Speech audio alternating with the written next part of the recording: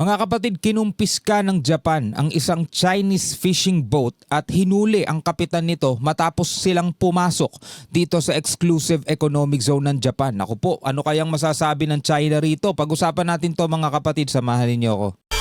I'm just a young nigga chillin' on it. First time I seen ice was a Alright, magandang araw sa inyong lahat. Welcome ulit sa ating bagong video reaction, review, commentary, opinion, criticism at kung ano-ano pa. I hope nakasubscribe ka na sa ating YouTube channel at nakafollow and like ka na rin dito sa ating FB page. So mainit na balita ngayon ang ating pag-uusapan mga kapatid. Alam naman natin na nagkakainitan ang Japan at saka ang China at mukhang mas lalo pa itong iinit dahil sa balitang ito na kung saan mga kapatid inaresto nga ng Japan ang kapitan ng isang Chinese fishing boat at kinumpis ka rin maging itong bangka o barko ng China matapos silang pumasok sa exclusive economic zone ng Japan. Alam naman natin mga tol, meron din silang pag-aagawan, no? Hindi lang kasi rito sa Pilipinas nangyayari yung panghihimasok ng China sa EEZ ng ibang bansa, no? Kaso nga lang mga tol, ang Japan ay hindi tulad ng Pilipinas na malambot mga tol, no? Etong Japan iba to. Ibang usapan dito at dito ngayon nasukat kung gaano katibay ang mga muka nito mga Tsekwa, mga kapatid. Ito, panoorin natin itong balita mula rito sa UNTV News and Rescue at silipin din natin yan mga kapatid sa iba pang balita sa ibang bansa naman mga tol, no? Play muna natin to. Kinumpiska ng mga otoridad ng Japan ang isang Chinese fishing vessel na pumasok sa loob ng exclusive economic zone ng Japan malapit sa Nagasaki Prefecture noong Huwebes, February 12. Tatandaan nyo mga kapatid, pumasok itong Chinese fishing vessel na to sa loob ng exclusive economic zone ng Japan. Siyempre kaya nga sinabing exclusive economic zone mga tol, Japan lang ang merong karapatan dyan, di ba? Sila lang yung merong rights na dyan ay mangisda, mag-exploit, mag-explore. Pero syempre, alam nyo naman, etong mga Chinese, mga kapatid, hindi lang dito sa Pilipinas nila ginagawa yan, maging sa ibang bansa. Hindi man ito kumakatawan sa buong China. Pero nakaugalian na kasi nila dahil nga sinusuportahan sila ng gobyerno nila. Parang ang sinasabi ng gobyerno, sige puntahan nyo lang, kami bahala sa inyo, pasukin ninyo, atin lahat yan. Ngayon, eto, nasampulan ngayon sila ng Japan. Ayon sa Fisheries Agency, tumangging magpa-inspeksyon ang kapitan ng bangka at tinangkang tumakas kaya inaresto din ito kasama ang 11 individual na sakay ng fishing boat. Yun lang. Ayon sa ilang eksperto, maaring magpalala ang hakbang na ito sa tensyon sa pagitan ng China at Japan. Tapos magiging kasalanan na ngayon ng Japan yan, no? Doon sa naratibo ng China, magiging kasalanan na ngayon ng Japan yan. No, sasabihin nila Japan ang nagpo-provoke, Japan ang nagsisimula.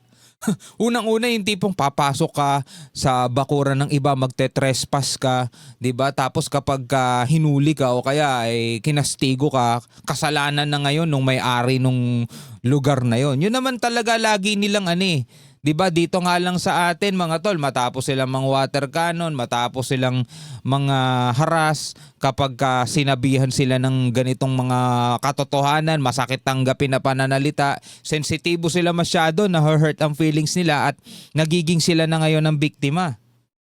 Matatandaang matagal nang may alitan ang dalawang bansa sa mga pinag-aagawang teritoryo sa dagat. Ngayon mga kapatid, ito maikli lang kasi itong balita mula rito sa UNTV. Tuloy natin, no? Sa iba pang detalye, dito naman sa WION mga kapatid. Ito na may news abroad sa ibang bansa, WION. Sa sa India, no? Kung di ako nagkakamali. Japan seizes Chinese fishing vessel, arrest captain in dramatic maritime chase. Panoorin natin mga tol. Now, Japan has seized a Chinese fishing vessel and has also arrested its captain in an incident that could further strain its ties between two Asian powers. And according to Japan's fisheries agency, the vessel was intercepted on Thursday off southern Japan. The captain ignored orders from a fisheries inspector to stop for inspection and then attempted to flee. He was later detained.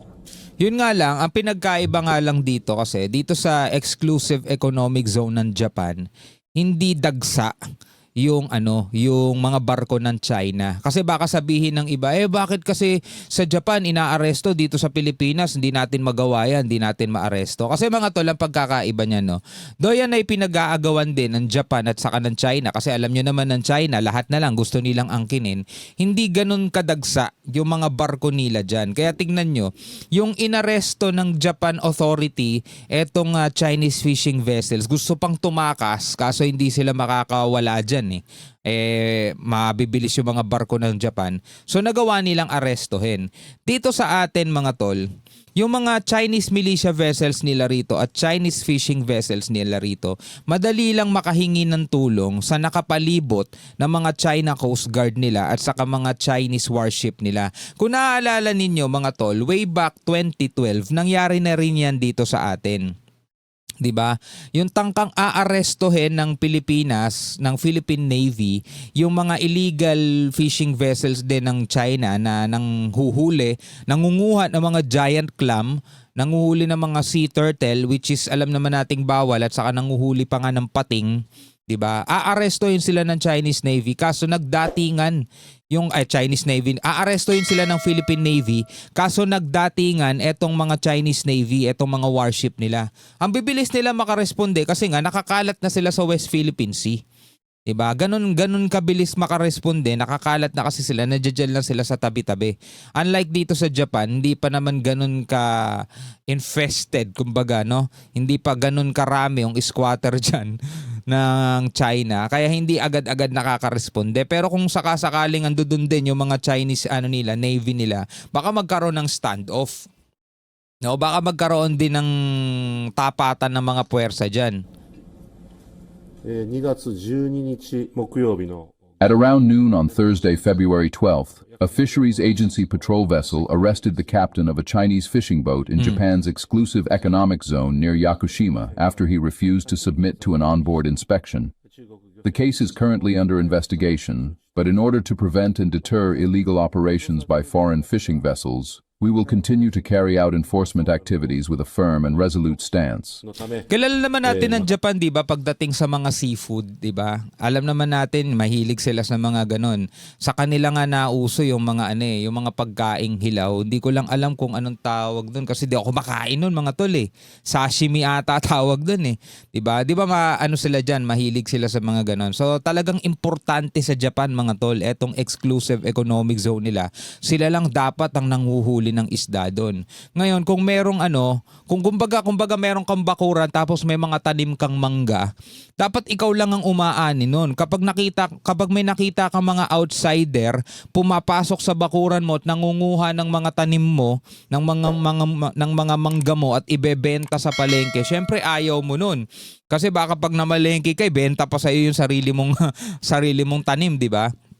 So ngayon, inaresto nila to kasi ayaw daw magpa-inspection eh. Baka nga lang hindi lang pangingisdaan pakay nito, baka may dala ring illegal na kontrabando to kaya ayaw magpa-inspection eh. Pero yun na nga, no, tatakas pa sila pero inaresto na sila. 今後とも毅然 Now, the arrested 47-year-old Chinese captain Zheng Yanli arrested. Status of 10 crew members unclear. First seizure since 2022. Obo, medyo may katagalan na rin mga kapatid mula nung huli sila mangumpiska. captain has been identified as a 47-year-old Chinese national Zheng Yanli. The condition and status of the 10 other crew members on board the vessel remain unclear.